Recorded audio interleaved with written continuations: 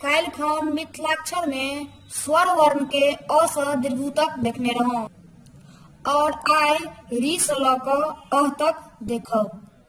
देखियो री केना लिखबै अपना सब। एना के एक जगह दैत नीचा के लिए त्रिभुज जगह बना दिलिए और एमे एना के लकीर एना के ई भ गेलै, एना के मात्र ई भ गेलै री। और एकटा री देखू,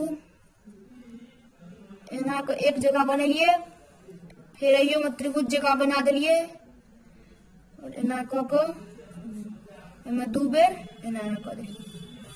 ई भ गेलै री, इहो भ गेलै री। और लिरी देखू केना लिखब।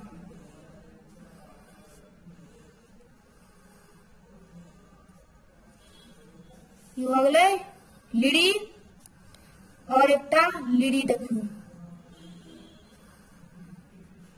अइयो में दू बेर, इहो भ गेलै लिरी।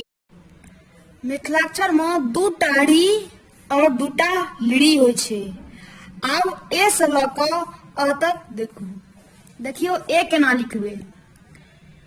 एना के पहिने एक जगह लिखलिए और एना करैत ऊपर मुहे एना क देबै, ई भ गेलै ए।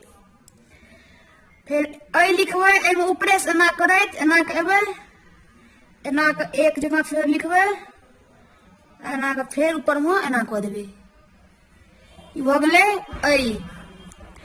आब देखियो ओ केना लिखबै। ओ देवनागरी क अ जकाँ एना केलिए और एमे एना क देलिए, ई भ गेलै ओ।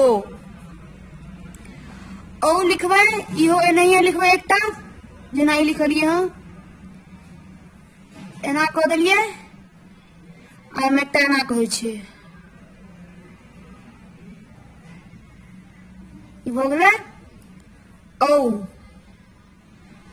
आ अंग लिखबै तो अ जेना बतेने रहौ, एना क ई चिन्ह बनेबै एकटा आ एना क दू जगह